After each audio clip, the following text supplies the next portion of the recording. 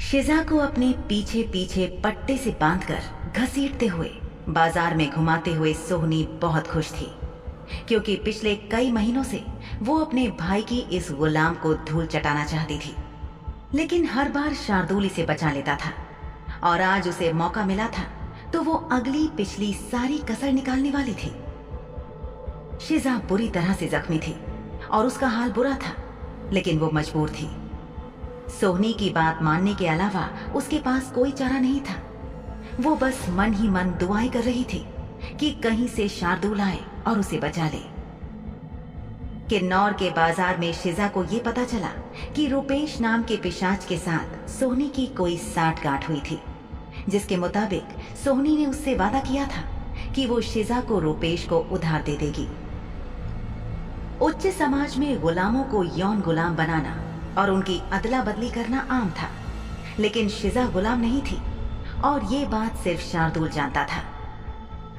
इसी बाजार में जब रुपेश किसी काम से कुछ देर के लिए कहीं चला गया तो उसका इंतजार करती हुई सोहनी से एक लड़की ने आकर उसकी पोशाक की तारीफ करके निवेदन किया कि अगर सोहनी उस दुकान तक उसे पहुंचा दे जहां ये पोशाक मिलती है तो उसकी बड़ी मेहरबानी होगी। सोहनी थोड़ी ना नुकुर के बाद मान गई और बेदर्दी से शिजा को घसीटते हुए उसे उस दुकान की तरफ ले चली। वैशाली ने सोहनी के पीछे पीछे चलते हुए कहा, मोहतरमा, मेरा नाम वैशाली है। सोहनी ने बिना प्रभावित हुए और बिना किसी उत्साह के जवाब दिया, और मैं सोहनी शाह हूं और मुझे यहाँ सब बड़े दुकानदार और रईस ग्राहक जानते हैं। उस अंधेरी गली को पार करके सोहनी सुनसान से इलाके की तरफ चल दी। शिजा का मन कांप रहा था और वो सोच रही थी कि अगर वो भाग भी जाती है तो दो ही चीजें होंगी, या तो सोहनी उसे पकड़ लेगी और अगर ऐसा हुआ तो उसकी जिंदगी जीते जी नर्क बना दी जाएगी, क्योंकि पहले तो सोहनी उसे जी भर के प्रताड़ित करेगी और फिर रुपेश जैसे किसी भेड़िए के सामने फेंक देगी।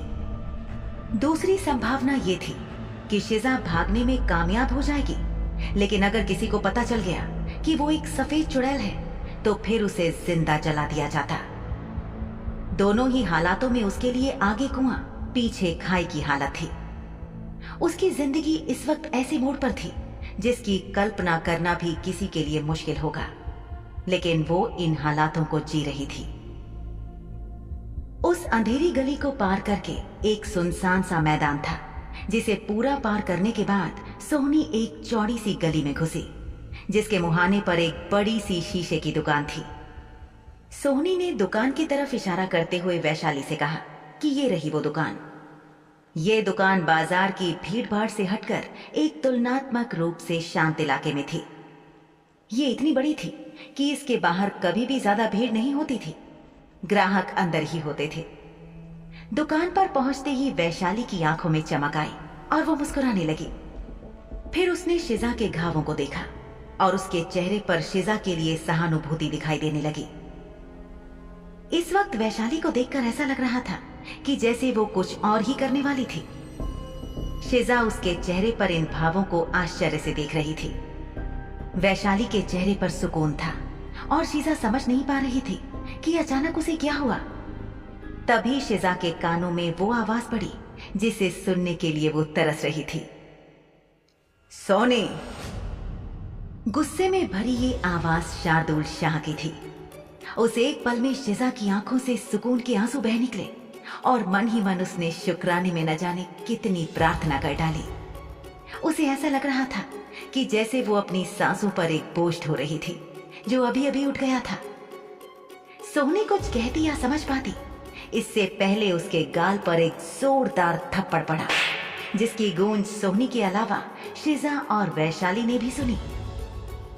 यूं तो इस सड़क पर बहुत ज्यादा लोग नहीं थे, लेकिन कुछ अजनबी लोग जो वहां से गुजर रहे थे उन्होंने पलटकर उस आवाज को सुनकर देखा, क्योंकि थप्पड़ वाकई बहुत जोर से मारा गया था। दर्द से बिलबिलाती सोहनी ने एक हाथ से अपने गाल को सहलाया और अपने भाई पर गुस्से में चिल्लाई, ये क्या कर रहे हो शार्दुल? थप्पड़ वाकई इतने जोर का था कि सोहनी एक बार तो लड़खड़ा गई थी। डगमगाती हुई सोहनी ने खुद को संभालते हुए चारों तरफ देखा। उसे भरोसा नहीं हो रहा था कि उसका भाई बीच बाजार में इतने लोगों के सामने उसे थप्पड़ मार देगा। भाड़ में जाओ सोहनी, शार्दुल ने दहाड़ते हुए कहा। उसका गुस्सा उसकी खुद की बर्दाश्त की सीमा से बाहर हो चुका था। उसने शिजा को खड़े होने में मदद की, लेकिन वो सब देख सकता था कि शिजा की पीठ कुछ घंटों से लगातार झुकी होने के कारण उसका जख्म बिगड़ गया था और उसे सीधी होने में बहुत तकलीफ हो रही थी। शिजा की गर्दन पर पहनाए गए कुत्ते के पट्टे को हटाते हुए शार्दुल की आंखों ने शिजा के चेहरे को ठीक से देखा और उसके जख्मों को जैसे गिन लिया। शिजा की पोशाक पर लगे खून के धब्बों से उसे साफ पता लग रहा था कि वो किस अजाब से गुजर रही थी और उस पर कितने जुल्म ढाए गए थे। शिजा की आंखों में आंसू भरे थे, लेकिन इस वक्त ये आंसू दुख के नहीं बल्कि खुशी के थे। शार्दुल सिर्फ उसके चेहरे और आंखों को देखकर और बिना शिजा के कुछ कहे भी साफ साफ समझ सकता था कि वो उसे देखकर कितनी खुश थी। फिर उसने एक नजर वैशाली पर डाली। वैशाली ने फौरन कहा कि वो तो सिर्फ एक दुकान का पता पूछ रही थी, और इतना कहकर वो वहां से निकल ली और कुछ दूर जाकर खड़ी हो गई। सोहनी ने गुस्से में अपने दांत पीसते हुए कहा, तुम इस तरह सरेआम मुझे सबके सामने थप्पड़ नहीं मार सकते। मैं तुम्हारी बहन हूं, शाह खानदान की बेटी। शार्दुल ने अंगारे बरसाती आंखों से सोहनी को घूरा और कहा, अपनी बकवास बंद करो और ये बात समझ लो कि अगर एक और शब्द तुम्हारे मुंह से निकला तो मेरा हाथ फिर से चलेगा, और कितने थप्पड़ पड़ेंगे ये मैं नहीं कह सकता। अपने गंदे हाथों को शिजा से दूर रखो, वो मेरी पालतू है, तुम्हारी नहीं। जिस तरह से शार्दुल शाह इस वक्त सोहनी को देख रहा था, शिजा को लग रहा था कि कहीं वो उसे एक और थप्पड़ न मार दे। सोहनी से रहा नहीं गया और वो गुस्से में भड़की हुई बोली, तुम एक गुलाम के लिए अपनी बहन पर हाथ उठा रहे हो, ये सारी नीच कुतिया। और सोहनी ने खुद ही अगले थप्पड़ को बुलावा दे दिया। सोहनी के मुंह से निकलने वाला वाक्य अभी पूरा भी नहीं हुआ था कि उसके गाल पर एक और झन्नाटेदार थप्पड़ पड़ा, जो पिछले वाले से भी काफी तेज था। ये थप्पड़ इतना तेज था कि सोहनी के होंठ फट गए और उसके मुंह से खून बहने लगा। तभी उस कांच की बनी हुई बड़ी सी दुकान में से दो आदमी बाहर निकले। इनमें से एक आदमी राजा जगत प्रकाश थे, जो किसी बात पर मुस्कुरा रहे थे, और उनके साथ जो दूसरा आदमी था वो पार्षद नलिन था, जो बुशरा वाले मामले की जांच पड़ताल कर रहा था। ये दोनों दुकान से बाहर आए और वैशाली के पास आकर खड़े हो गए। वैशाली शार्दुल व सोहनी के पास से खिसककर दुकान के दरवाजे के पास आकर खड़ी हो गई थी, और यहाँ इनसे मिलते ही उसने उन्हें एक आश्वासन भरी मुस्कान दी, जैसे जिस काम के लिए वो यहाँ आई थी वो हो गया है। तभी शार्दुल की नजर इन आदमियों पर पड़ी और ये लोग खुद ही चलते हुए उसके पास पहुंच गए। शार्दुल ने मुस्कुराकर उनका अभिवादन किया। शिष्टाचार के अनुसार सोहनी को भी अभिवादन करना चाहिए था, लेकिन उसे अभी अभी जो थप्पड़ पड़े थे वो उनकी शर्मिंदगी से अभी तक उबर नहीं पाई थी और कुछ भी कहने में खुद को असमर्थ पा रही थी। उसने चुपचाप अपना सिर झुका लिया। राजा जगत प्रकाश ने बहुत ही जोश के साथ शार्दुल का अभिवादन स्वीकार किया और उसके बाद उन्होंने वैशाली से पूछा कि क्या उसके लिए यहाँ पहुंचना मुश्किल था। वैशाली ने मुस्कुराते हुए कहा कि नहीं, सोहनी शाह ने उनकी मदद की थी और उसे रास्ता बता दिया था। न जाने क्यों, लेकिन शिजा मन ही मन खुद को इस लड़की के बहुत करीब पा रही थी। उसे ऐसा लग रहा था कि वो उस लड़की से जुड़ाव महसूस कर रही थी। वो दोनों बहुत अलग थे, लेकिन फिर भी एक जैसे थे। ये बहुत अजीब बात थी और वो खुद सोचने पर मजबूर हो गई थी कि ऐसा क्यों लग रहा था। तभी राजा जगत प्रकाश ने सोहनी से कहा, तुम कितनी प्यारी बच्ची हो सोहनी। कितनी अच्छी बात है कि तुमने हमारी प्यारी वैशाली को रास्ता दिखाया, वरना शायद इस अजनबी शहर में इसके लिए हमें ढूंढना मुश्किल हो जाता।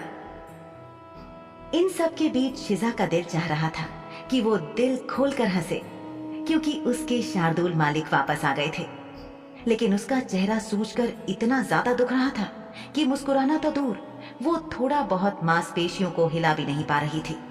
क्योंकि इससे उसे दर्द होता था। तभी उसने महसूस किया कि शार्दुल का हाथ उसकी कमर पर आ गया था और शार्दुल ने उसे अपने करीब खींच लिया। इन सारी बातचीत में सबसे ज्यादा हैरान सोहनी शाह दिख रही थी, जिसने अब तक वैशाली को निम्न दर्जे की इंसान समझकर उसके साथ बहुत अपमानजनक और रूखा व्यवहार किया था। राजा जगत प्रकाश समाज के सबसे ऊंचे और प्रतिष्ठित व्यक्ति थे और वो एक ऐसी इंसान से बात कर रहे थे जिसके बारे में सोहनी ने पहले कभी नहीं सुना था। वैशाली ने सोहनी से पता पूछा था, लेकिन कौन कह सकता था कि वो राजा साहब से भी परिचित थी और उनसे सीधी बातचीत करती थी। सोहनी इस बात से भी हैरान थी कि राजा साहब ने उसे प्रिय वैशाली कहकर संबोधित किया था।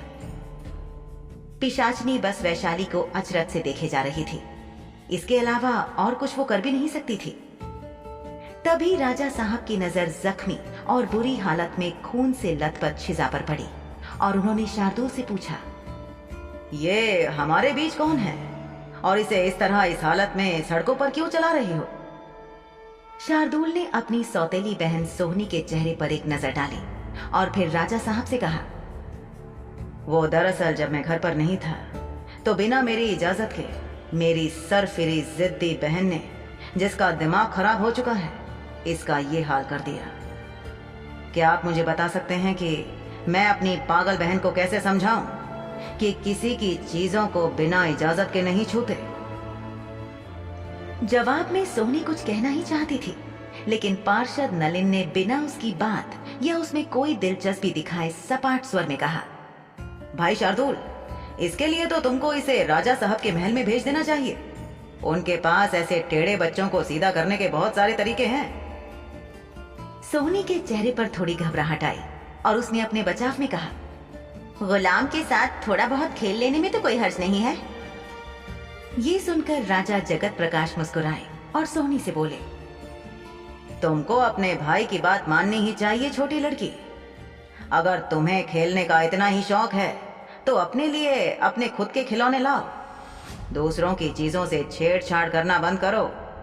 खैर, चलिए अब यहाँ से विदा लेते हैं और अपने अपने दिन को अपने अपने हिसाब से जारी रखते हैं। शार्दुल, मुझे तुमसे कुछ बात करनी है, क्या हम जल्द मिल सकते हैं? शार्दुल ने हाँ में सिर हिलाया और कहा कि वो शाम को या अगले दिन राजा साहब से मिलने खुद ही आएगा। तभी वैशाली ने शिजा की तरफ एक कदम आगे बढ़ाया, लेकिन शार्दुल फौरन उन दोनों के बीच में एक दीवार की तरह खड़ा हो गया और उसकी आंखें उत्सुकता से वैशाली को देख रही थी। उन आंखों में साफ साफ सवाल था, जैसे कि वो वैशाली से पूछना चाह रहा हो कि उसकी नन्ही चिड़िया से इस लाडली को क्या काम था। वैशाली ने साधारण तरीके से ही कहा, मुझे लगता है उसे पानी की जरूरत है। शार्दुल ने सपाट लहजे में कहा, आप फिक्र ना करें, मैं उसे दे दूंगा। इतना कहकर शार्दुल ने शिष्टाचारवश अपना सिर थोड़ा सा आगे की तरफ झुकाया और वैशाली को धन्यवाद कह दिया। फिर उसने राजा साहब से कहा कि वो देर शाम या फिर अगले दिन उनके महल आकर खुद ही उनसे मिलेगा। इसके बाद अधिक समय बर्बाद न करते हुए उसने शिजा को संभाला और चलने में उसकी मदद करने लगा। हालांकि ऐसा करते हुए 3 जोड़ी आंखें उसे घूर रही थी, लेकिन शार्दुल ने इस बात को पूरी तरह से नजरअंदाज कर दिया, क्योंकि इस वक्त उसकी प्राथमिकता शिजा थी। लगभग इसी वक्त गुस्से में पैर पटकती हुई सोहनी फौरन अपनी बग्घी की तरफ चल दी और अकेले ही शाह हवेली के लिए चली गई। राजा साहब और पार्षद अपनी शाही बग्घी की तरफ चले गए और वैशाली भी अपने रास्ते चली गई। तब शार्दुल शिजा को एक ऐसी गली में ले गया जिसका इस्तेमाल लोग नहीं करते थे और वो अक्सर सुनसान ही रहती थी। वहां पहुंचकर उसने अपनी पिशाची क्षमता का इस्तेमाल किया और पलक झपकते ही वो दोनों हवेली में शार्दुल के कमरे में थे। शार्दुल ने पानी के जग में से एक गिलास पानी भरकर शिजा को पकड़ाया और उससे पानी पीने के लिए कहा। शिजा ने अपने कांपते हाथों से पानी का गिलास थामा और धीरे धीरे पानी पीने लगी। उसकी आंखें लगातार शार्दुल को देख रही थी और एक पल के लिए भी वो अपनी निगाह शार्दुल पर से नहीं हटा रही थी। यहाँ तक कि जब वो दवाइयों का डिब्बा लेने के लिए गुसल खाने में गया तब भी शिजा की निगाहें गुसल खाने के दरवाजे पर जमी रहीं। जब वो पानी पी चुकी तो शार्दुल ने एक हल्के गीले कपड़े से उसके चेहरे को पोंछा। शार्दुल ने उससे पूछा कि क्या उसे थोड़ा और पानी पीना था, और जवाब में शिजा ने ना में अपना सिर हिला दिया।